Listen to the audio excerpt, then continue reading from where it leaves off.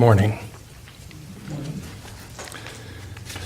I had this talk all planned out, and this morning I changed a lot of it. So bear with me.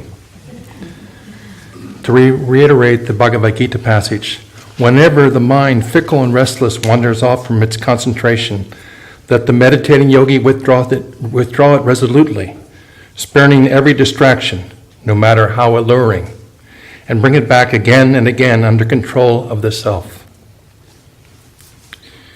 Swami says one-pointed concentration is the essence of effective prayer. Even if we define prayer, as most people prefer to do, in the more loving terms, love itself is wholehearted only when its attention is focused completely on the object of its love. Now, this is where the problem started for me in this talk, because there's so many other objects of love between God, well, for all of us, between God and us. So,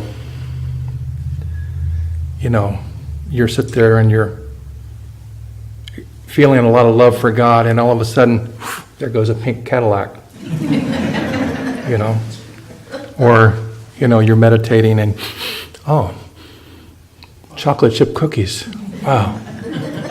I love God, but a chocolate chip cookie. My grandmother used to make those, and they smelled so good. And, okay, now here's a little trick that might help.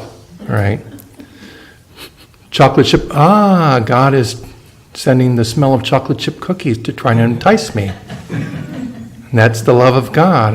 I'm going to focus on the love of God, sending that smell to me. That's nice. It reminds me of the warmth I felt from my grandmother and the family. I think it's very nice of God to do that. I feel a lot of love for Him for doing that. That's a way to focus it back to love rather than the object. Okay. Now, Nirmala said, I need to tell more stories. So, I'm going to tell the one about the cruel hunter. Okay. A cruel hunter marauded, this is Yogananda's words. I hate to try to summarize things because I leave too many things out. So I read his words because every word he's consciously put in here. A cruel hunter marauded the jungles of Bengal, India, ruthlessly killing birds just for the fun of killing. Since there were no hunting restrictions in those days as to how many birds one might kill, this hunter littered the forest with dying and dead birds. To his unscrupulous wholesale murder of the birds, those that were left, having eluded the Gorgon gaze of his evil-eyed guns, became so intuitively wise that they flew away at even the faintest noisy approach of the stealthy hunter seeking to kill them. The hunter became beside himself with wrath. Then he found that he had so scared the birds that he could not even approach them. He began shooting at random through the thick foliage of the dark jungle. At last, with his wrath spent and completely dejected, and after many lost cartridges, he walked for a long time and finally emerged from the jungle. He was stupefied at the spectacle which greeted his vision, which stirred fresh hope in his breast. To his amazement, he saw an orange-robed saint standing knee-deep in nearby lake on the outskirts of the jungle, with all kinds of game birds trustingly perched on his head, shoulders, and hands, and peacefully floating in the circle around him. A sudden idea flashed across the mind of the hunter. If I put on an orange robe every day and pose as a harmless saint, then I can create enough trust in those birds so that they will perch on me and swarm around me, and then at my convenience, I can club them to death, quite a few of them. And that way I can get even with the birds for flying away at the sight of me. The hunter watched motionless from behind a tree to see how the saint, like St. Francis of Assisi of yore, fed and sang a sermon to the birds. And then, after finishing his bath in the lake, with difficulty he got away from the birds, who kept flying after him as he retired. The next day the hunter concealed several clubs, knives, and daggers on his body, and dressed in an orange robe, as is customary among the saints of India, he calmly walked into the self-same lake. To his great glee, scarcely believing his eyes, the very same game birds who used to fly away at the sight of him, now trustingly like little children, perched all over his body and swarmed around him. He was happy beyond dreams, but as often as he made up his mind to suddenly pounce upon the birds and choke them to death, he found his hands frozen upon him. He could not do it. He did not have the heart to betray the innocent eyes of the birds who so trustingly found shelter with him. Then he began to sermonize within himself, I have been a hateful hunter, whose very sight is shunned by the birds. But behold, the magic of even an outward orange robe of a saint, though it covers the wolves in sheep's clothing, still has led these birds to trust even my very hateful self. I wonder, the hunter thought, if simply the outward garb of a saint can create so much trust and confidence in even dumb animals, how much wholesome influence and trust a real saint, plus the orange robe, could exert and create in all people. Thinking this, a hunter threw his clubs, knives, and guns into the water and walked away, determined to become a real self-fledged saint. Amidst the clamor of the trusting birds, who following him as long as they could and finally reluctantly parted from him. This hunter saint was known to wade daily into the lake and feed the birds and sing to them. And he made so many bird friends that all the watery seats of the lake used to be occupied by all kinds of feathery folks for an audience. After delivering his sermon of peace, he was happy to see the difference between the life of a hunter and that of a saint. As a hunter, he repulsed all the peace-loving birds, but as a saint, he gathered together all the love of the birds. After making friends with the birds, he became a great teacher who attracted all kinds of human friends whom he served with the song of truth from the core of his heart. Now we find that the hunter, even by imitating the garb of goodness, ultimately became good. Do not forget, even though you cannot overcome your inner weakness all at once, it is all right for you to wear the garb of goodness if you really are sincerely trying to be good. It is better even to imitate goodness than to imitate wickedness. One who imitates good actions, even outwardly, gets a chance to smell the alluring fragrance of goodness, whereas one who even hypocritically imitates evil contacts the odor of the polecat of evil.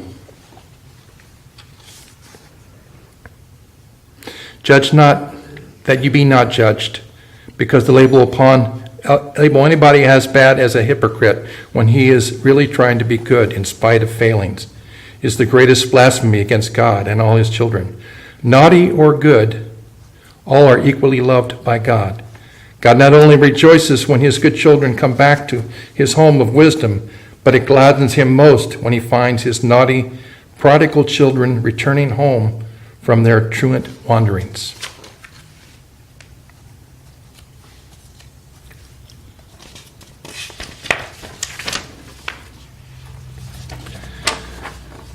Master says, by deep calmness, repair your mind microphone.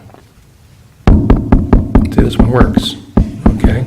Repair your mind microphone. Then again, as you cannot get an answer by just calling someone through a microphone and then running away, so also you must not first pray once and run away. You must continuously broadcast your prayer to God through your calm mental microphone until you hear his voice. Most people pray in restlessness and do not pray with the determination to receive a response. Master goes on to say, the only savior of men is the constantly progressive dynamic will. This is a plug for energization exercises. The only savior of men is the constantly progressive dynamic will.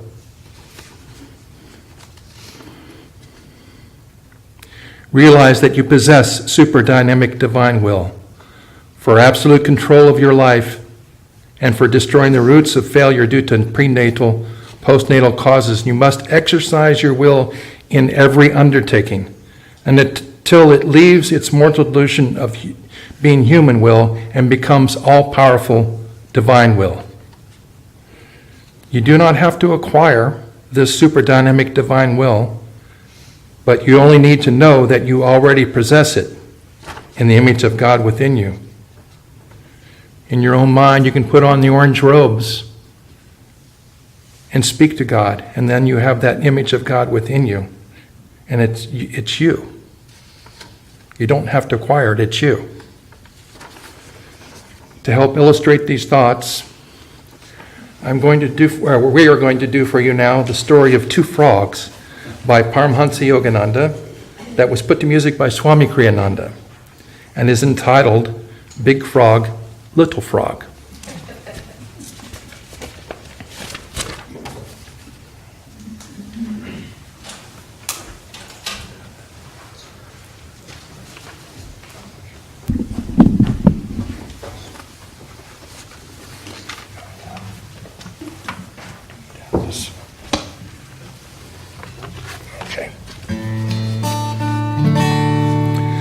There were two frogs went hopping out one day to see what they could see.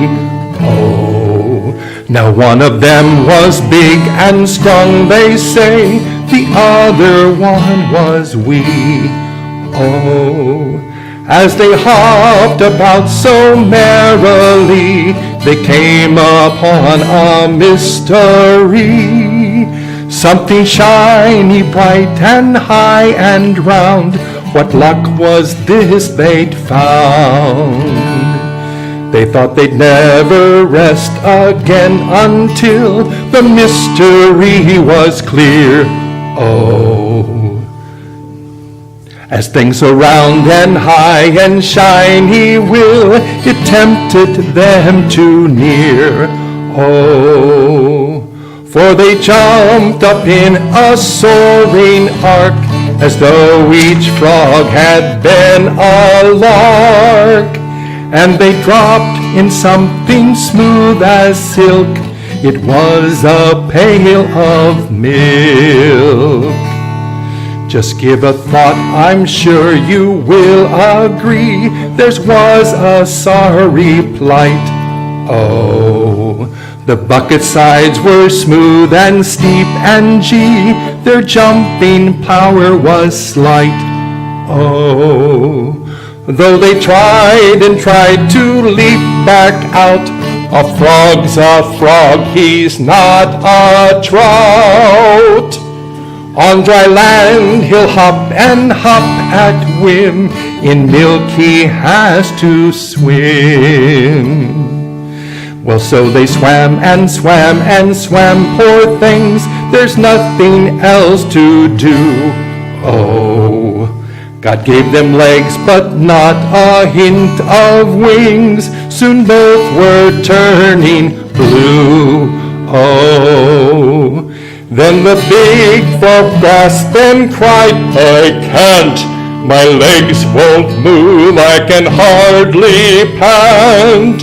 What's the use of trying, we'll never win. The big frog thus gave in. But now the little frog swam harder still, the milk churned with his feet. Oh, he thought, though tired, I'd rather use my will than be a lump of meat. Oh, suddenly, as strength was failing him, a large lump touched him on a limb. Firm at last upon this butter mound, he hopped out to the ground.